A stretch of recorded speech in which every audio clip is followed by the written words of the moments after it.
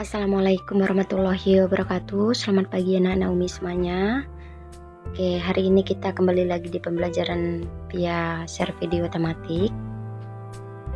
Anak-anak Umi semuanya sama seperti biasanya. Sebelum kita memulai pembelajaran tematik kita, semoga mendapatkan keberkahan dalam belajar serta mudah dalam mencerna pembelajaran. Sama-sama kita buka dulu pembelajaran kita dengan mengucapkan lafaz al-basmalah.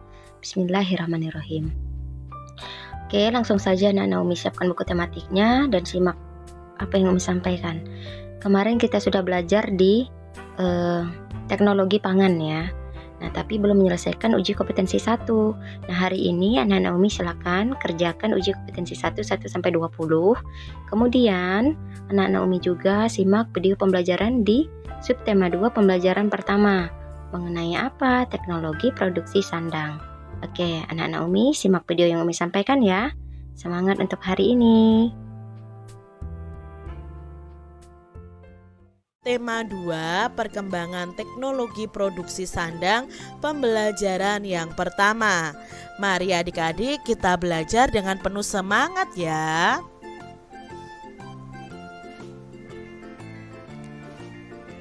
Setiap orang itu memiliki pakaian. Ada kemeja, kaos, dan blus. Ada celana panjang, celana pendek, dan rok. Mereka mengenakan pakaian untuk melindungi tubuhnya.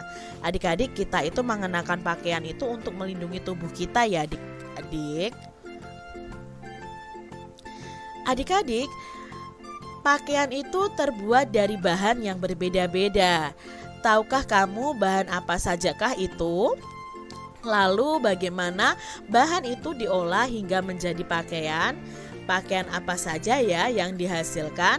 Mari kita pelajari bersama-sama.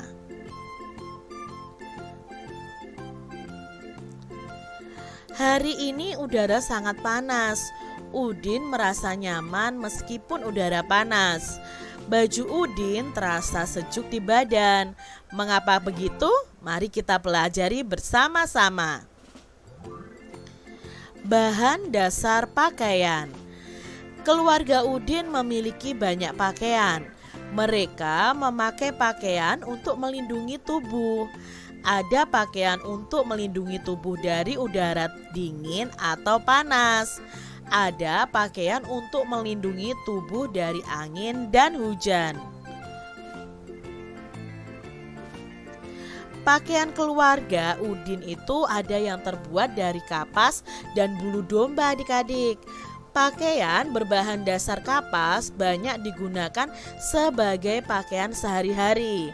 Pakaian berbahan dasar kapas itu nyaman dipakai di siang hari.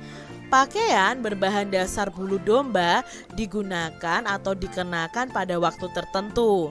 Pakaian berbahan dasar bulu domba itu untuk menghangatkan badan pada saat hari dingin. Ibu Udin memiliki kain tenun yang terbuat dari serat sutra adik-adik. Pakaian yang terbuat dari serat sutra termasuk pakaian yang istimewa. Pakaian yang terbuat dari serat sutra biasa digunakan saat acara khusus. Adik-adik perlu tahu nih bahwa serat sutra itu berasal dari kepompong, bukan ini ya adik-adik ya, dari ulat sutra. Nah, nanti akan menghasilkan kepompong atau serat-seratnya itu. Nah, serat-seratnya itu diambil lalu dipintal menjadi benang dan dibuatlah kain dengan serat sutra. Berbeda dengan Udin, pakaian orang-orang zaman dahulu itu terbuat dari kayu dan dari kulit hewan adik-adik. Pakaian mereka itu sangat sederhana. Satu pakaian mereka gunakan untuk berbagai keadaan, itu pada orang zaman dahulu. Hampir semua bahan dasar pakaian itu terdapat di alam. Bahan dasar pakaian jumlahnya terbatas. Maka adik-adik jagalah pakaianmu agar dapat digunakan dalam waktu yang lama. Tuhan menyukai orang-orang yang menjaga apa yang dimilikinya. Jadi adik-adik, pakaian kita itu bisa berasal dari kapas, bisa berasal dari bulu domba, lalu bisa juga dari serat sutra.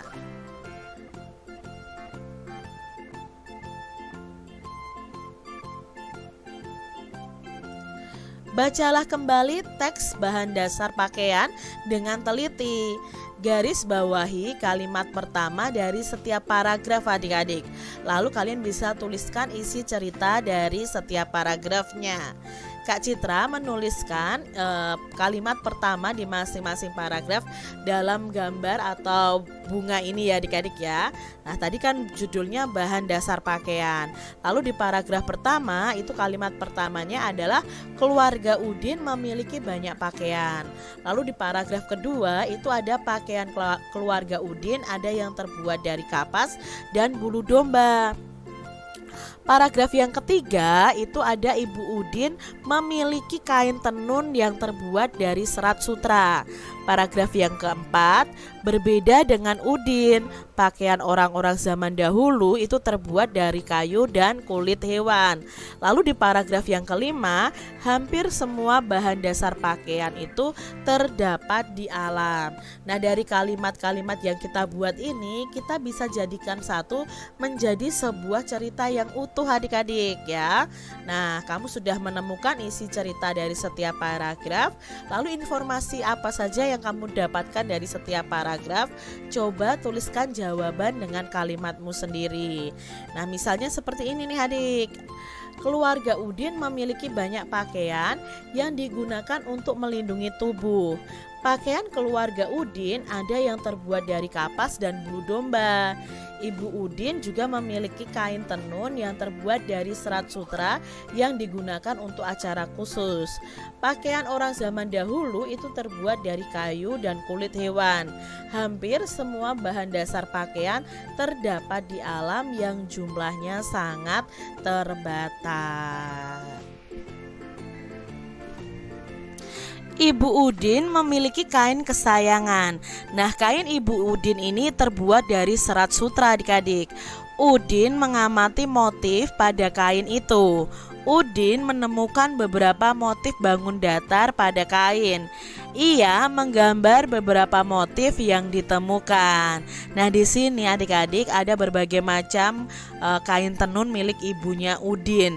Nah, di kain tenun itu terdapat motif bangun datar. Misalnya ada persegi panjang, ada lingkaran, ada belah ketupat, lalu ada segitiga dan lain sebagainya.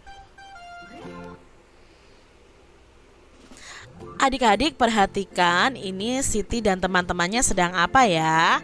Nah kemudian Udin menggambar salah satu bentuk bangun datar di atas kertas. Udin menggunting kertas mengikuti bentuk bangun datar tersebut. Lalu Udin melipat kertas hingga menjadi sama besar dan saling menutupi.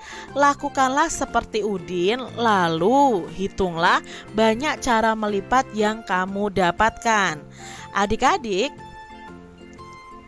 bentuk-bentuk yang dapat menutupi semua bagian kertas dengan tepat saat dilipat itu disebut dengan bentuk yang memiliki simetri lipat. Jadi kalau ada kertas dilipat menjadi dua dan sama besar lipatnya ya, lalu menutupi semua bagian kertas, maka itu disebut dengan simetri lipat. Bagaimana ya cara menentukan simetri lipat? Yuk kita pelajari bersama. Cara menentukan simetri lipat. Simetri lipat itu dapat ditemukan melalui percobaan. Simetri lipat juga dapat ditemukan dengan membuat yang namanya sumbu simetri, yaitu garis yang membagi dua bangun datar dan saling menutupi. Mari kita membuat sumbu simetri bangun persegi panjang adik-adik. Pertama, sediakan dulu kertas yang berbentuk persegi panjang. Lipatlah menjadi dua bagian yang sama besar adik-adik. Jadi kalian lipat, lalu buka lipatan kertas dan buatlah garis pada bekas lipatan. Apa nama garis yang membagi persegi panjang menjadi dua bagian yang sama? Nah, di sini ada gambarnya nih adik-adik untuk mencari simetri lipat. Contohnya ya, yang pertama ini adalah persegi panjang. lalu dilipat ke samping. Dilipat menjadi 2, saling menutupi dengan tepat. Lah, setelah itu adik-adik buka lipatannya tadi, maka di tengah-tengah itu biasanya akan membentuk seperti garis. Nah, adik-adik tandai garis itu dengan pensil kalian. Inilah yang dinamakan dengan simetri lipat. Lalu persegi panjang itu untuk mencari simetri lipatnya tidak hanya dilipat ke samping, ternyata bisa juga dilipat ke atas seperti ini, saling menutupi dengan tepat. Nah, ketika dibuka juga akan membentuk garis seperti ini, maka ini disebut simetri lipat. Kalau ditekuk ke samping seperti ini adik-adik, ternyata tidak saling menutupi dengan tepat. Maka apakah ini disebut simetri lipat? Jawabnya tidak. Karena tidak apa? Tidak saling bertemu ketika dilipatnya ya, tidak saling bertemu dan tidak saling menutupi dengan tepat. Jadi bertemunya harus menutupi dengan tepat, sama seperti ketika dilipat ke samping atau ke atas. Coba adik-adik praktekkan dengan kertas kalian masing-masing. Buatlah satu bentuk bangun datar yang kamu inginkan adik-adik. Berlatihlah mencari banyaknya simetri lipat. Gambarkan hasil temuanmu. Nah, di sini Kak Citra mempunyai beberapa contoh. Yang pertama ada segitiga sama kaki. Segitiga sama kaki ketika dilipat itu hanya memiliki satu simetri lipat. Mengapa hanya memiliki satu simetri lipat? Ya hanya satu simetri lipat saja yang bisa mempertemukan kedua potongan tersebut dengan tepat ketika dilipat. Berikutnya ada segitiga sama sisi. Nah, ini berbeda dengan segitiga sama kaki adik-adik. Segitiga sama sisi ini bisa dilipat menjadi 3.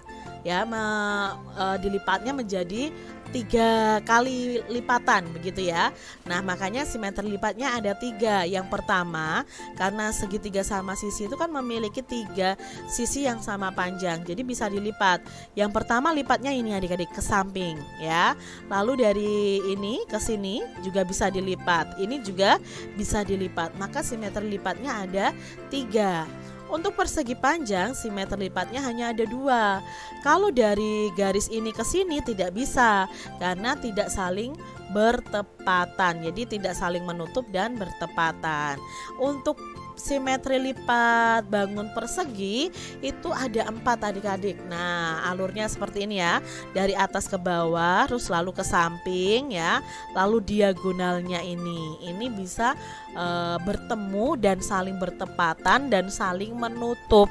Maka simetri lipat dari persegi itu ada 4. Oke, anak-anak Umi, itu saja materi pembelajaran kita hari ini ya. Di subtema 2 pembelajaran 1, jangan lupa tugasnya uji kompetensi 1. Jadi untuk menutup pembelajaran tematik kita hari ini, sama-sama kita tutup dengan mengucapkan lafaz hamdalah, alhamdulillahirabbil alamin. Umi akhiri dengan mengucapkan wabillahi taufiq wal hidayah. Wassalamualaikum warahmatullahi wabarakatuh.